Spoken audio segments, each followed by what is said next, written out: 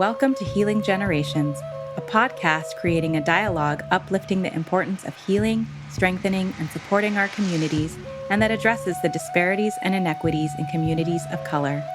Healing Generations is brought to you by the Healing Generations Institute, a collaborative initiative of the National Compadres Network and the Brotherhood of Elders. Be sure to subscribe to stay up to date on our new releases. Welcome.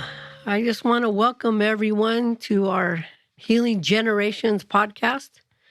And this is our monthly podcast hosted by the National Comadres Network. And this is all made possible by the National Compadres Network, which we are so glad to be a part of. And I'm sure you have heard all the different opportunities to hear Healing Generations podcasts, because we have them with our youth and we have them with the elders. And our podcast is with mujeres. And this is our opportunity to take the time to just have a plática, just a conversation, women with women, and those female-identified persons. And so we want to welcome you. And we thank you for joining us today. We know that you could have been anywhere else, but you are tuning in to us today for this podcast. And guarantee you will not be disappointed. Never disappointed when you hear this podcast. We're never disappointed. And there's always healing that happens, laughter that happens, and you're going to hear those words that you just need to hear today. They're going to come for you today. So get ready for that. This is Deborah Camarillo, and I'm coming to you from the San Francisco Bay Area, and so grateful for another day of breath and life. Creator gives us that opportunity, right? And we get to make the choice of how do we want to live that out on a daily basis. So welcome. And with that, I'm going to welcome in my comadre, Maestra Susie Armijo. How you doing, comadre? How's it going down there? Oh, doing wonderful this morning. I guess Papa Sol decided to stay under the covers a little bit longer this morning. It's not as sunny as we're used to, but I know how that is. Sometimes we just need to sleep in a little bit. That's right. But other than that, coming to you from Los Angeles, California, the city of Pico Rivera, the land of the people of the Tongva Gabrielino tribe. People want to acknowledge them. And I was really acknowledging them this morning because, years and years ago, all of Pico Rivera was orange orchards and avocados. Yes. And I have been so blessed to have a beautiful avocado tree in my backyard and be blessed with that delicious fruit that it offers in so many ways. So I'm thanking the people of this land for nurturing the land, for providing us with these beautiful trees throughout the city. Yes, I was born and raised in LA, so I remember running through those orange groves and avocado groves. So yeah, and picking a few, right? But comadre, we are excited because we have a guest with us today, and I'm so grateful. I have had the pleasure to work with her and know her, and her story is amazing. She's an amazing mujer. And so without any further ado, let's bring her on. Oh, it's such an honor. I'm so excited, excited. We are so blessed to have with us today Dr. Leticia Ximénez. She is an international keynote speaker who has been featured in English and Spanish-speaking radio and television shows. She is the proud founder of Start Again, Not Over, where she offers her distinct expertise to help people move forward through the challenges of life's difficult transitions to get them where they want to be. Dr. Ximénez is dedicated to moving forward, building lives, and teaching people the benefit and power of starting again, not over. As an empowerment coach, author, speaker, trainer, and consultant with a doctorate in clinical psychology and years of experience and expertise, Dr. Ximénez encourages people to achieve happiness by resurrecting and empowering their true, authentic selves and thereby live the life that they want to live. What an honor, Dr. Ximénez. Wow. Feeling so blessed and just so excited to hear your story, to hear your journey. And, I really want to acknowledge you for the work that you do. So needed. Yes. And it's just, I feel the fact that you had the courage to want to help people to start again. All the challenges that we face, especially as mujeres. Sometimes we get in these situations where we're likely just can't go on anymore. But really excited to hear your story today and get that inspiration. And I'm sure the mujeres are going to benefit on how just to do that. So, gracias. Maybe you can start by sharing a little bit about yourself, your familia background, and maybe even a little bit about the work you're connected to at this time. Thank you. Thank you so much. I am just so grateful and so blessed. I feel so amazing and very, very excited to be here with you, just amazing mujeres, with all of you wonderful people. Yes, I have had the privilege and honor and just great gratitude to have worked with Maestra Deborah and her team and just the Latino Commission up north and Northern California is just so amazing. The conferences, we're really looking forward to the next one next year. So really, really happy to be part of it. And you gave me the first. My first opportunity, I did my first keynote speaking engagement at your conference, and for that I am just eternally grateful. And so I'm just so very happy to be here. Where I started, where I'm from, I just love to speak to people. I think that as I do, and I just allow the Creator, this to just flow through me. And I find that is when we are most in alignment with who we really are. And it's just such an honor and a privilege to be able to do this with you, amazing, wonderful, beautiful women here today. And really looking forward to all the women that will listen to this. And hopefully it will be beneficial to you all. I actually was born in Guadalajara, Mexico. And soy de Guadalajara. Soy bilingüe. Hablo 3 idiomas, pero my Spanish is, that is something that I have kept, and I am just so happy that I have. And when I was born in Mexico, we were extremely poor. We were very, very poor. And in fact, when I was a baby, actually, my dad wasn't around, and my mom had to wash clothes for other people, and they wouldn't give her a job cleaning houses or anything like that because I was a newborn. And so the only thing that she could do at the time was to wash other people's clothes in order to survive. And there were many times that she wasn't able to breastfeed me, and she didn't have money for milk and something to give me. So what she would do is she would give me coffee, because that was the only thing that she had available.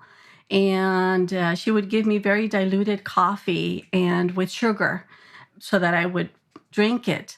And it's just so amazing because nowadays we know that coffee is an appetite suppressant.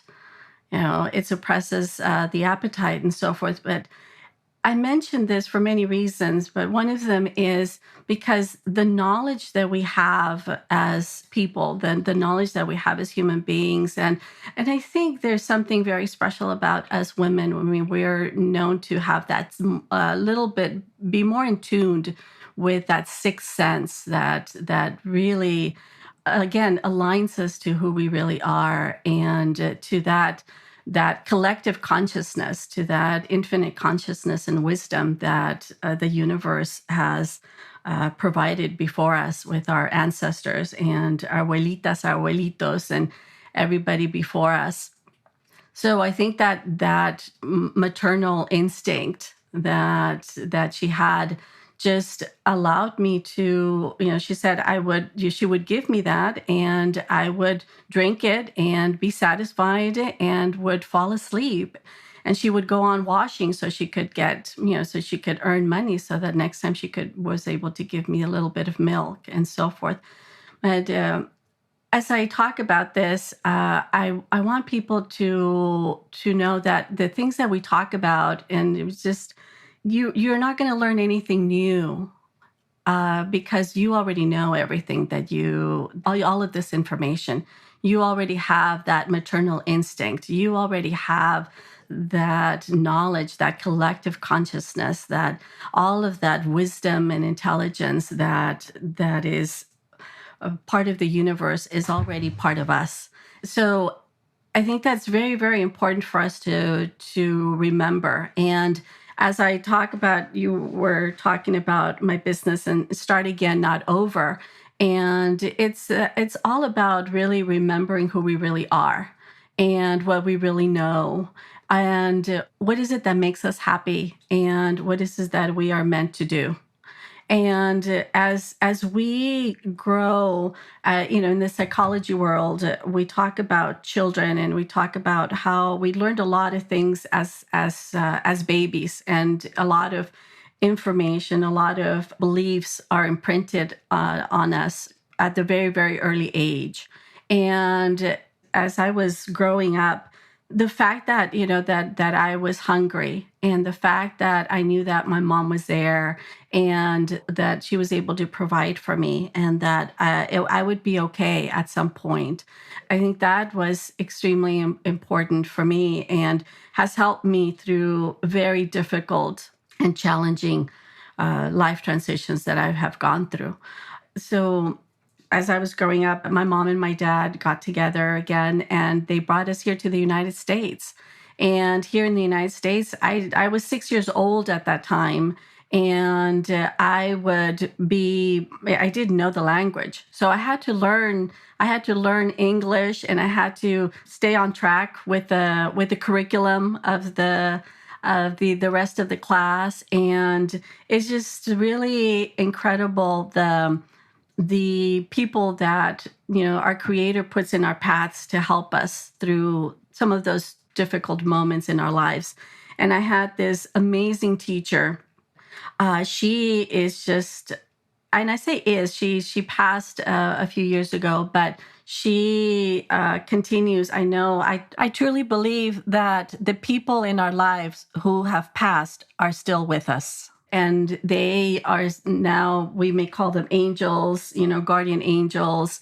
We may, all sorts of different words that we have for them. But I think that they are spirits that are still with us and continue to love us and help us and support us. And so I know that she's still here. But at that time, she would take recess, during the recess, the lunchtime, to help us learn English and be able to do all of this. And later on, as I grew up, I thought, oh my goodness, when in the world did the poor woman go to the bathroom? Because she was always, either she was, teaching the class or helping us out. And but it's just so incredible, the things. And I mentioned this because, a lot of times we think, oh, well, I'm just a mom. Well, I'm just a sister. Well, I'm just a teacher. Well, I'm just a friend.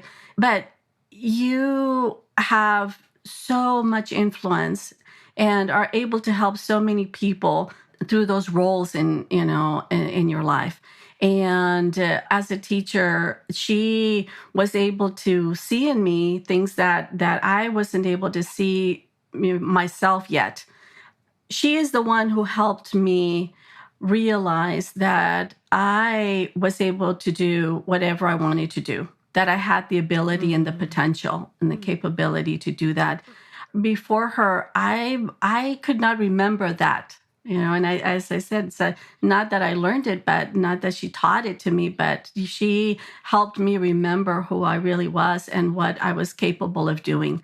And again, for that, I am just so eternally grateful. So sometimes, we have certain conversations with people and we think, well, hopefully this will help. But you never know that seed, that nugget that you imprint in people that will change their lives forever. There's so many things that my mom told me that they continue to be guiding forces, in my life. And in her case, I remember this particular conversation so vividly in my head. Like I said, I was around 6 years old, and I just loved her. And she was just so amazing and so loving and so caring and so helpful. And I said to her, I said, I want to be a teacher just like you. And she looks at me and she says, Mija, you're not just going to be a teacher. You're going to be a doctor. Wow. You're going to be an attorney. You can be whatever you want to be. You don't have to just be one thing because everybody else tells you to do that. You can be whatever you want. And she is the first person who actually said, when she said to me, you can be a doctor if you want to be. And when she said that, and I still get goosebumps and remembering that conversation, because it, again, as I was saying earlier, it's not, we don't learn things. We remember things. We remember who we really are. And when she said that to me, it just went right through me, and it just filled me with such, I would say, maybe hope and vision. And it helped me remember that I was here for a lot more than I could even imagine. And so she was the first person who gave me who put that little seed in there. And ever since that one conversation when I was 6 years old in kindergarten, I remember so well, it completely changed my life. And I said, well, if she says that I can do it, then that's exactly what I'm going to do. That is exactly what I'm going to do. And I remember saying, someday, that's exactly what I'm going to be. I'm going to be a doctor. The lawyer, all these other things that she mentioned, it's like, they really didn't resonate with me. Mm-hmm. And I think that's so important that when we hear things, when we hear, your podcast, as I was hearing your previous episodes that you sent me, just so amazing. I just learned so much from them. You amazing women have helped me remember so much about myself and what I can do.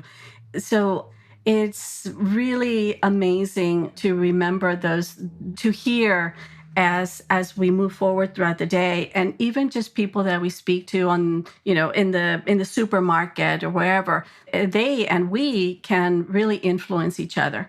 And I'm a true believer that every relationship that we come across is eternal, because love is eternal, because knowledge is eternal, because Absolutely. Energy and vibration is eternal.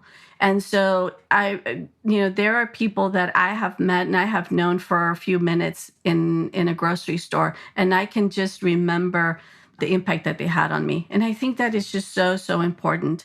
So to know that and to see how amazing and how powerful we are, how powerful, then the responsibility that we have but more of not just responsibility, but more than anything is the privilege, I think the honor to be able to be part of other people's lives. I think is just really, really amazing and important to remember.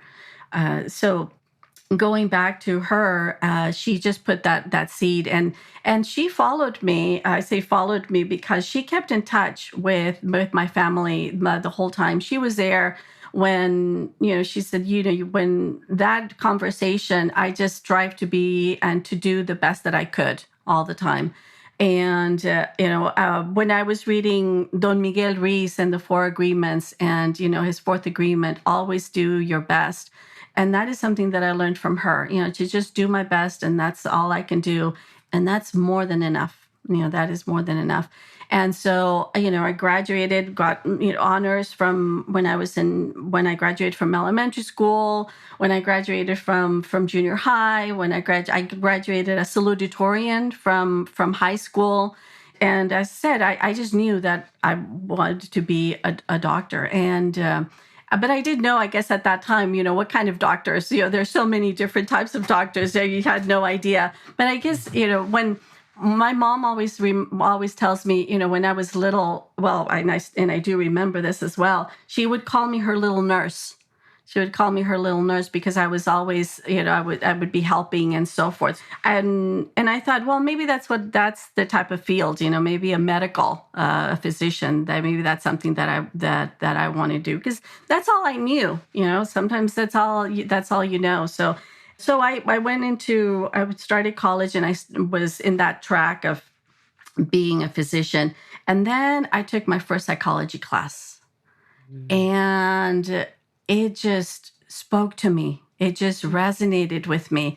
It just, even though it was mainly, in undergraduate school, you get a lot of theory and so forth. But I just knew, I said, that is what I want to do.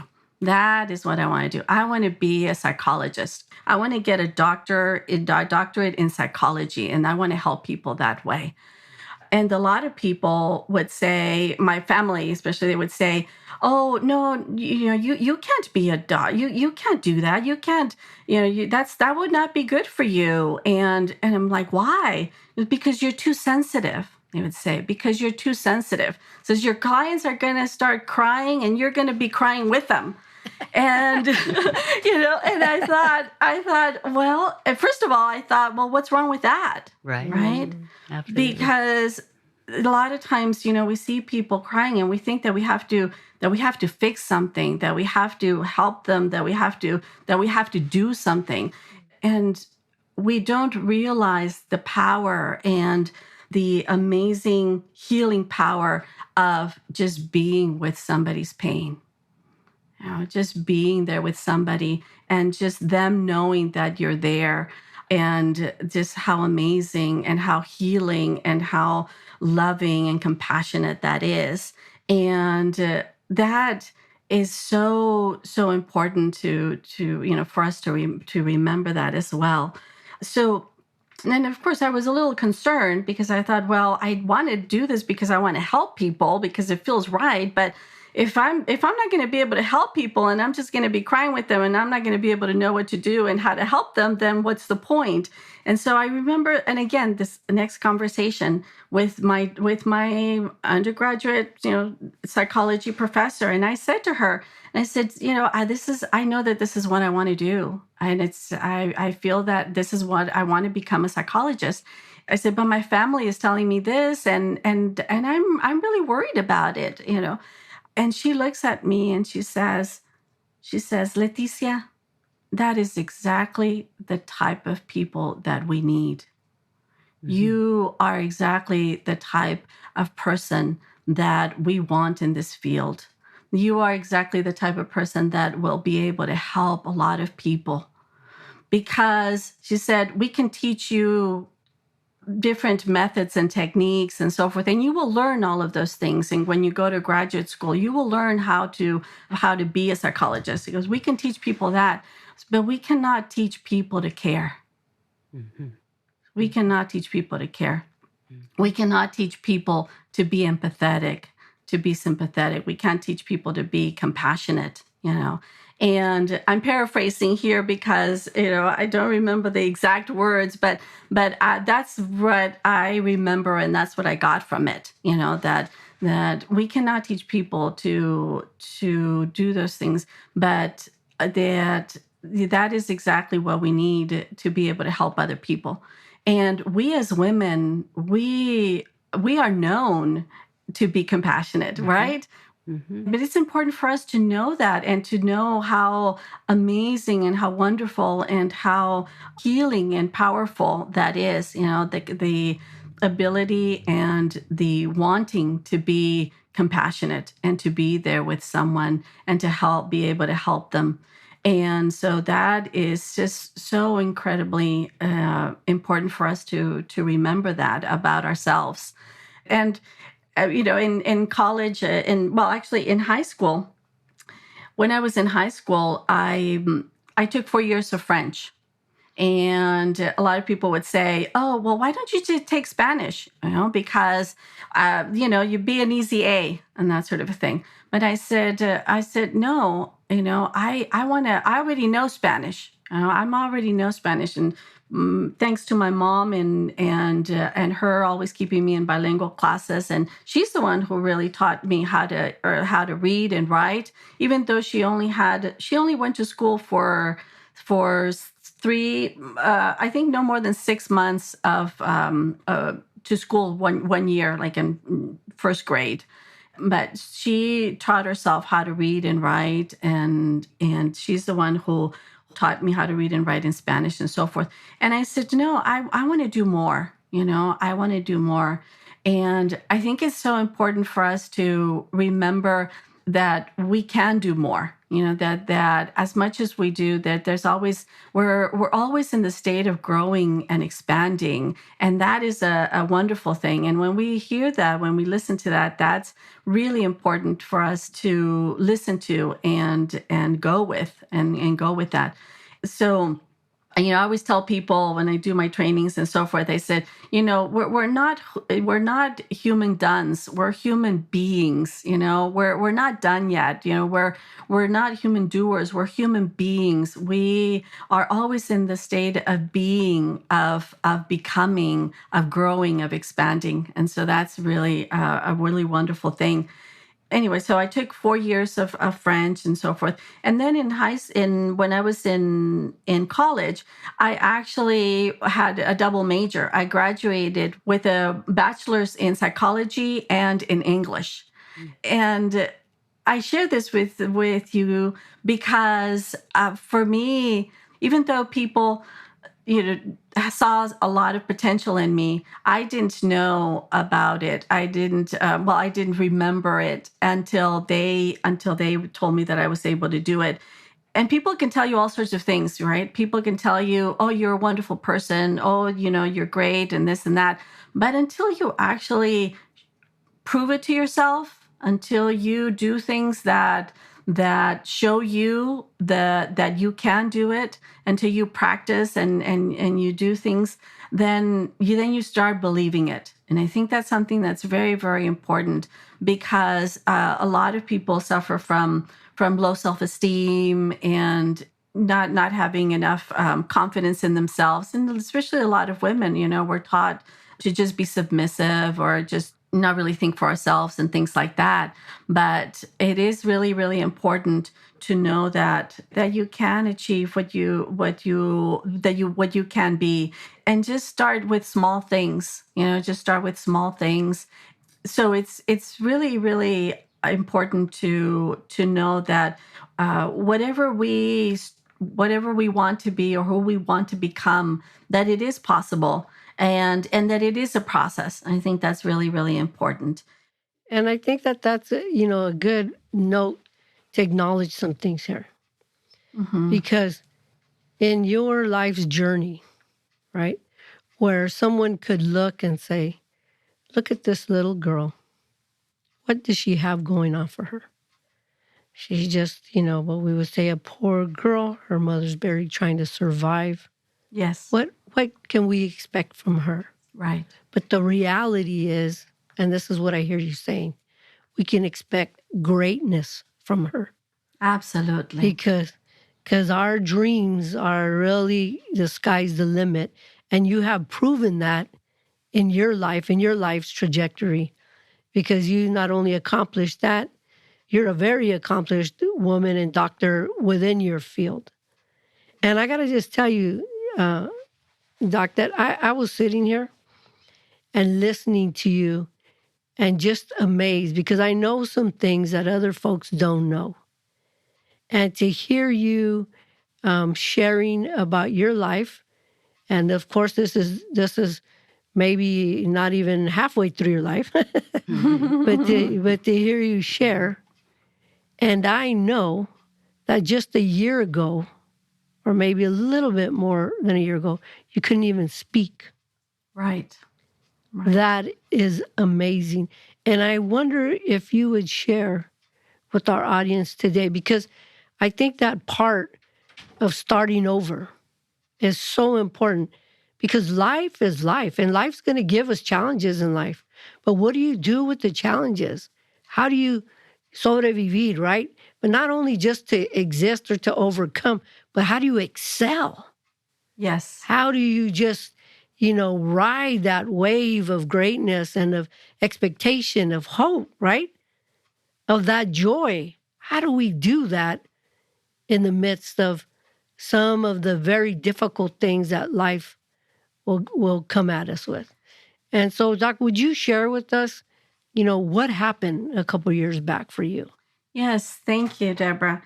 So 3 years ago, I had a horrible accident, an automobile accident, where someone ran a red light and hit me. It was a big SUV, and I was on a smaller car, and it just hit me straight on. And since the person was trying to run a red light, they were going really fast, and so they just hit me right on my side of the car.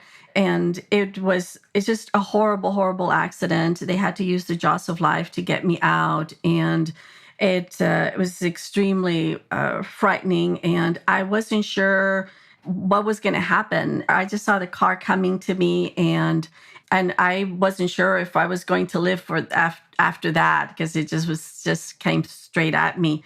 And then after that, the seat actually started moving forward because the car hit some of the levers in the bottom. So my seat actually started going forward, and it started crushing me towards my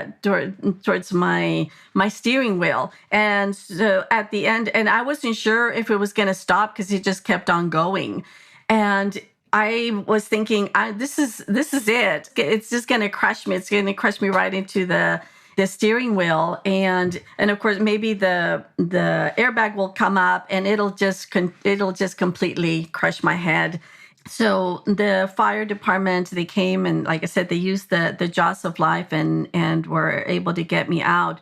But after that, not only was the accident extremely traumatic, but the aftermath was even worse than the accident itself, because I got a horrible head concussion where it was very, very hard for me to think straight. I couldn't see straight. I couldn't hear people very well. And when people were talking to me, I knew that people were talking to me, but I had no idea what they were saying. I couldn't comprehend what they were saying. And when I tried to speak, what I heard myself saying was something different than what I actually wanted to say. So I couldn't carry a conversation with people. And I like I said, I couldn't see straight. I couldn't understand things. So if I saw something written, I could see the words, and I saw the letters. I saw the letters, but I had no idea what it was saying. So because I couldn't see very well and I couldn't comprehend it, I had to learn how to read and write again. And I started from one word, being able to read one word, and then one sentence, and then one paragraph, and then one page. I mean, it was from the very, very beginning. And that was very, very, to say the least, extremely traumatic, extremely painful, because everything that I knew and my coping skills before this were very cognitive. And many times I think, a lot of our coping skills are cognitive, are mental, where we dive into. What I used to do is, if I had a difficult time, or if I wanted to kind of escape a difficult time in my life or be able to survive it, what I would do would be, I would read a lot. I would read, and I would write, and I would dive into my work and so forth. But I couldn't do that anymore. I couldn't do any of those things. And so I had to learn how can I go through this and be able to figure this out and deal with this, and deal with this whole situation and this pain and the fear I had. I was so frightened that I would never be able to have this conversation with you guys. Mm-hmm. that I would never be able to have a conversation with other people, and that I would never be able to read or to write and to do my trainings and be able to do my work and just everything. And before the accident, I had become an international speaker. I had a book agent. I was writing a book proposal. I was doing trainings and keynote speeches and workshops all over.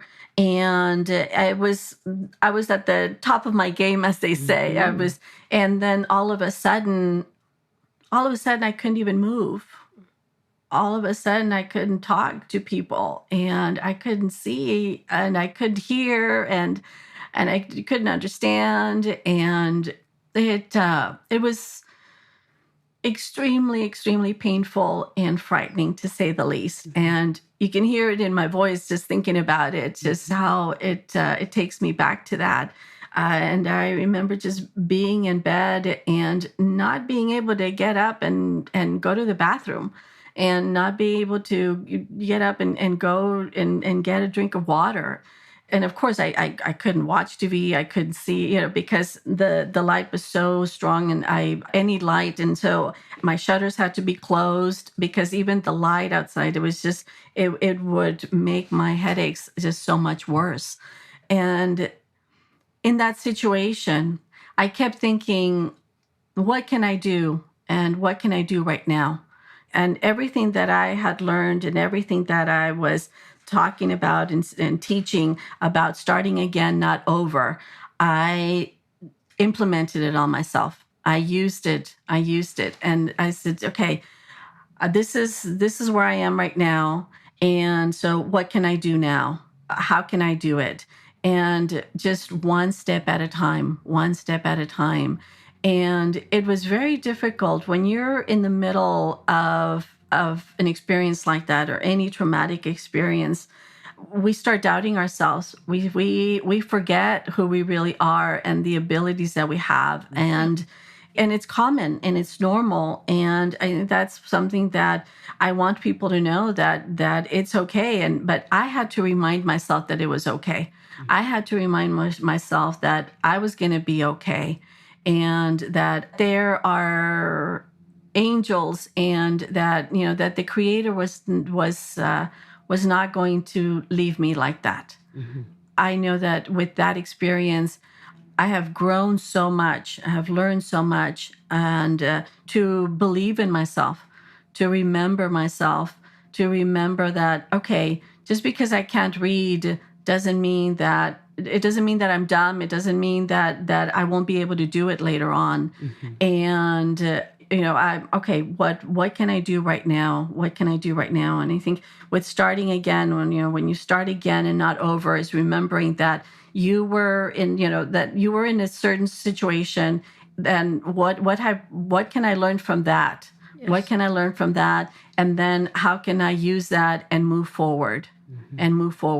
And one of the main things is believing in the Creator and believing in this higher power, and knowing that we are not alone in this. And as I laid in bed in the darkness and not being able to move, I prayed and I prayed, and I tried to think as positively as I could, and try to remember who I was and awaken that in me again. So that it's been an extremely difficult, painful, treacherous journey, but it's been a journey of healing. And one of the things is that as we are in the most painful of situations, knowing that is temporary. Mm-hmm. In some way, shape, or form, that it is temporary, and that we do have the help, the help from our Creator, from God, from the spirits, from whatever we'd like to call it, that it's there and it's helping us through the most difficult of our times, that we are not alone in this. Mm-hmm. And it's important to appreciate the people around us also. appreciation is very important. It's important to appreciate anything and everything that we can. Appreciate the family around us, our friends, our doctors, all the people that are trying to help us. As for me, I was also extremely blessed and grateful to have a phenomenal boyfriend, my angel on earth for almost 3.5 years now, who has loved me and taken such great care of me. And also, I was married for 21 years and was married to just an amazing, amazing man. He was sick right after we met. And so we always knew we didn't have a lot of time. So we made the best of it and just had an amazing relationship. And he passed actually this month also. It's going to be 11 years since the day he passed. Mm-hmm. But I always knew that that he is with me. And I know that he is with me now, that he's always in these pláticas and in my trainings and in every situation. And as I was laying there in bed, just thinking, what am I going to do? What's going to happen? I reminded myself, and I had to remind myself that, that he was there, that my dad, who also passed 11 years ago, that he was there, that my abuelitas, my abuelitos, all these people were there, and they were helping me, mm-hmm. and that they were giving me the strength to go on. And so that's what I did. And I just one step at a time, just all my treatments and my therapies. And I continue to get treatments for the pain treatments. I get injections all over my head, mm-hmm. and the back of my neck and my shoulders and my back for the migraines. Mm-hmm. And actually, at the beginning of March, I finished reading. I was able to complete a full book. Mm-hmm. I was able to read a book for the first time in over 3 years. Oh, I was able to read a book. And it was a small book, but nevertheless, it was a book. Yes. And I read The Magic Path of Intuition. Mm-hmm. The Magic Path of Intuition by Florence Shin. And again, it just called to me when I went to the bookstore, and I said, this is a book I'm meant to read. And I think that just reminded me of that intuition, that knowledge, that belief that we can do so much more than we think we can, especially in the difficult times. Yes. So that's just been, and now being able to be here with you, you just can't even imagine, and there are no words to express how amazingly blessed and grateful I am for the opportunity to share my story, and also for the ability that I'm able to do this. Yes. So as you can see, sometimes I forget, and I'm glad that this is pre-recorded, that we're recording this, mm-hmm. and because I still have difficulties at times remembering certain words or putting my thoughts together and so forth. But I have come a long way, and absolutely.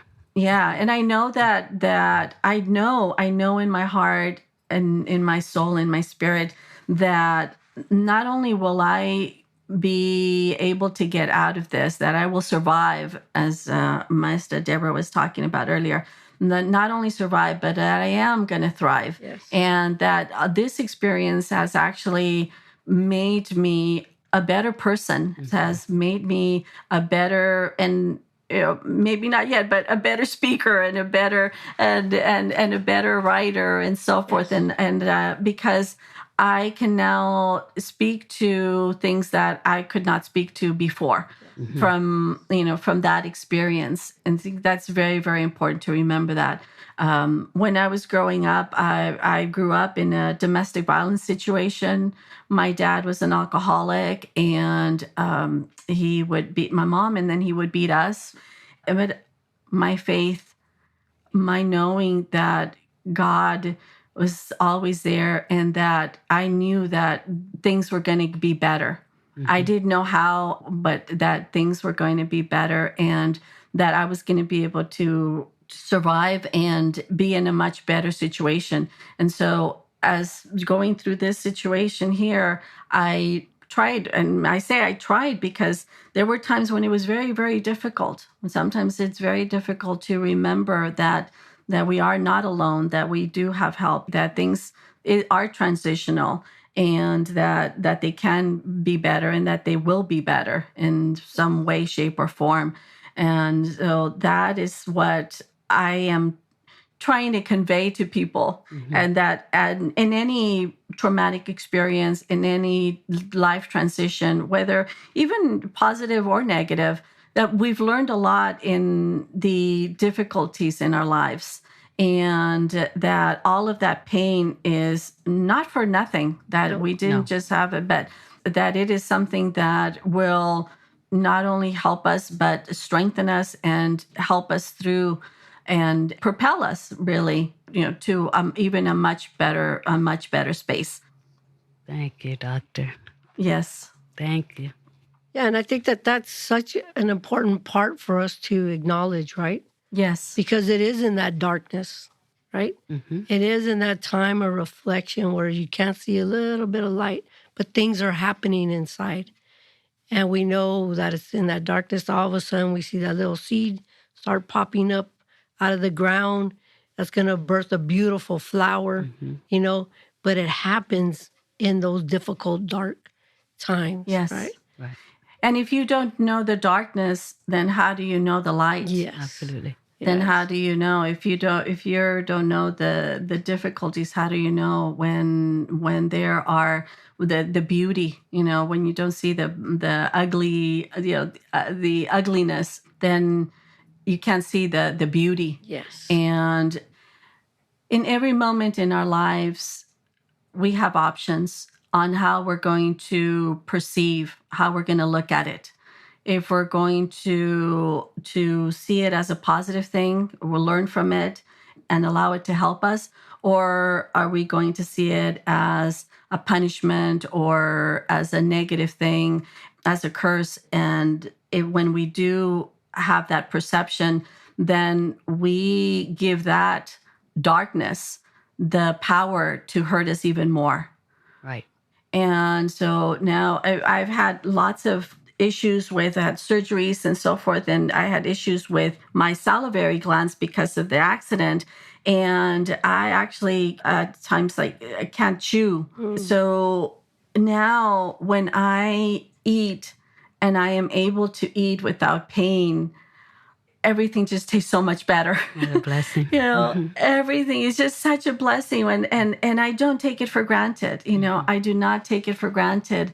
And like I said, my husband passed 11 years ago, and I never took him for granted. And I think a lot of people say, well, you guys had 21 years of honeymoon. You guys were like always in your honeymoon, because we knew how painful things were. We knew how difficult life was. And we learned not to sweat the small stuff, and really, really appreciate each other and appreciate the moment that we had with each other. My experience with him has taught me to do that. And that has helped me do the same with this difficult situation. Help me appreciate it, actually, and thank it for what it has taught me, for what it has taught me. And it's a process to get to this point. It's not with the coronavirus. I actually lost 8 people in my life, 8 family members, including my mom, who passed a year and less than a year and a half ago. And those moments that when we are undergoing these difficult losses and these difficult times, these difficult traumas, for us to remember that it's just temporary, and we are able to change our perception, to decide, to make the choice of how we're going to see it and use it to our advantage, and to help us move forward and be the people that we want to be, and be happy. That happiness is a choice. Happiness is a choice, and I make that choice every moment. They say we have most people have around 60,000 thoughts per day, the average person. So between every thought, we can choose which way we take those thoughts, towards the positive to help me and help me feel better and help me improve, or see that as a negative, chase the negative ones and help me feel worse and be stuck. That's a choice that we can make every moment of our lives. Oh, thank you. So powerful, Dr. Ximénez. Wow, what a unbelievable, incredible, miraculous journey that you've had to experience. There's so many lessons that would have been learned from that whole experience on so many levels. As we come to the end of our podcast, and like always, we wish we just had more and more and more time. Hopefully, we'll continue this conversation again at another time. In person, if we'd be so blessed to do that. But as we come to the end here, I'm thinking, and I'm relating to a lot of things that you've shared, having had a chapter of my life of being incapacitated and laying there in total surrender, really questioning myself. Who are you? And now you can't do the things that you're known for. You can't dance anymore. You can't massage anymore. You can't have your sessions with your mujeres. Can't do your retiros anymore. Like, okay, I'm not my role now. No, I'm not, but I am somebody, and it really humbles you. I know it just really humbles you in the deepest levels in every realm, physically, emotionally, spiritually, mentally. Yes. I'm wondering if you would, out of all this experience, I would imagine the gift of being able to forgive. I know a lot of our healing has to do with forgiveness, things that have happened to us that, we can't find reason or rhyme to, but we still have to hold on to our faith radically and still believe in order to start again and not over. What are some of the consejos that you can think of that you can leave for our next generation and all those that are listening that may be at that point where they think there's nothing left? How do I start again? What are some consejos that you can leave us all to be able to navigate those times when our candle is just barely flickering and we need to hang on and go forward? If you could share some of those with us before we close out, I know there's going to be nuggets of gold, priceless nuggets of gold, hard-earned wisdom that you've learned. If you'd be so gracious to share some of that medicina with us. Thank you. I would love to. And thank you for sharing your experience as well. As you were talking about your experience, it just reminded me when after my husband passed, and when I finally it hit me and I realized that he was gone, I remember saying and talking to him and saying, what am I going to do now? What am I going to do now? And when I was in bed and not being able to move, and I thought, what am I going to do now? And it's when, in those most difficult times in our lives, when we come across that question, what am I going to do now? It's so important to listen to the answer. Mm-hmm. Mm-hmm. Because it's in those times that when you said, you talked about surrender, mm-hmm. we have to surrender who we think we are in those moments, surrender our limiting beliefs, the idea of what is going on and the pain and just giving in to all of that. And another word for that is trust. Because when you surrender, you trust. You trust the universe, you trust God, you trust the Creator, you trust yourself. And you say, what am I going to do now? What can I do now? And when I teach my workshops and so forth, I always talk about attention, intention, and action. Attention, intention, and action. And when we are in that moment when we say, what am I going to do now? Is important to pay attention to our intuition, to our intuition, to that God within us, to that collective wisdom, knowledge, intelligence, to that infinite, pure, positive energy and love that lives within us, and make the intention to listen to it and see where it wants us to go, what it wants us to do. Make the intention to say, okay, I'm going to follow it. I'm going to follow it. And then, be inspired by that, by that intention, and be inspired into the next step, be inspired into the action, into what we can do next. And I hope that from all of this, people and all these amazing women that will be hearing this, I hope that they all remember that our intuition is all that amazing love and wisdom within us. And it's always there if we tap into it. And the only reason to do that is really, again, remembering who we really are and how amazingly loved and beautiful and unique we all are. And one of the things, and I'll leave you with this, and people can go onto my website and so forth and get more information out of it. But I always tell people, when you remember yourself, your true authentic self, who you really are, that infinite wisdom and infinite pure positive divine energy that we are, when you remember yourself, you are awakened. You are awakened.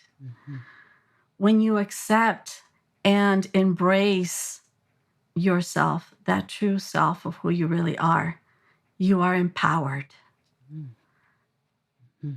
And when you allow yourself to be your true authentic self, that true inner wisdom, that true collective consciousness, pure positive divine energy, God within you, when you are yourself, you are invincible.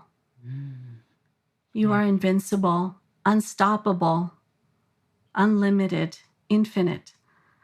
You are invincible. So I tell people, remember that you are invincible. Be invincible, and go out and remind others that they are invincible too. Wow. Gracias, doctor. Yeah. Thank you. These are the words from Doctora Leticia Ximénez. And I know that if you've been listening, these words have touched you. Don't start over. We can never undo the past. Exactly. But what we can do is start again. And you might find yourself today in that darkness. You might find yourself, as the doctor said, now what?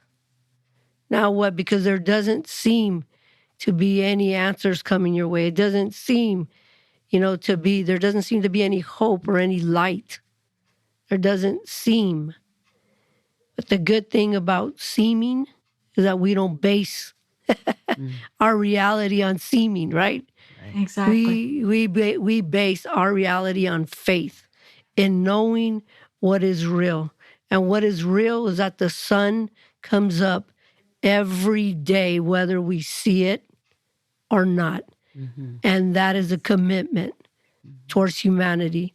And the commitment that Creator, that great mystery, that God, whatever that higher power is for you, will always be there.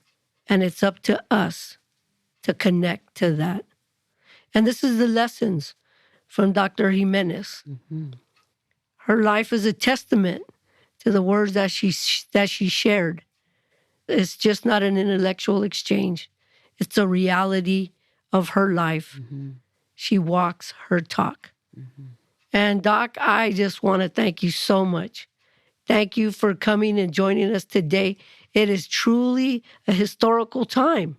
I'm so glad to be with you on this podcast where, you're doing something a year ago you could not do. So this is a miracle in live time, right? Yes. And just thanking you for really spending this time with us and our listeners. And for you out there, I know, just like I said at the beginning, you are not disappointed because there was those words that you needed to hear today, right here, right now, that you heard. And so we encourage you to continue to go forward, but to go forward with hope, with love, with strength. Comadre, these podcasts are always so amazing, but they finish so soon. I know. And so, yeah. But we're just so blessed to be able to have these pláticas and just share this medicina out throughout the world. It's a priceless gift. It's a priceless gift. And all of the guests that we've had have really earned their medicine, have really had to endure a lot of challenging things. And just to see them be able to rise above and continue to do creators' work with puro corazón, all that compassion, all that love, all that support. How blessed we are. How blessed we all are. So thank you, Doctor. Thank you. I'm eternally grateful. Thank you so much. Yes. Oh, thank you. Thank you so much again for this opportunity. And we leave this amazing talk with our knowing of who we really are. And I really, again, cannot express how amazingly blessed and grateful I am to be able to share this with all of you. And just thank you. Thank you. Mm-hmm. I love you all. I really, really do. I send my love and gratitude to each and every one of you that are listening now and that will listen in the future. Yes. So with that, we need to sign off. And we want to thank you again. Thank you for joining us. And this is our once a month podcast sponsored by the National Comadres Network. And we encourage you to like us, to share us. If this message, brought any hope for you, share it with your comadre, share it with your friends, your nieces, your mamas, your grandmas, because this is a message that definitely brings hope. So with that, for this podcast, this is Deborah Camarillo signing off from the San Francisco Bay Area. And Maestra Susana Armijo. Thank you, everyone. Have a blessed day. Thank you all. Thank you all from Southern California. Thank you, Dr. Ximénez. Adelante con Dios. Yes. Sí. So with that, bendiciones till our next podcast. Bendiciones. Muchas bendiciones. For more information about Healing Generations and the Healing Generations Institute, visit nationalcompadresnetwork.org and be sure to subscribe to stay up to date with our new releases.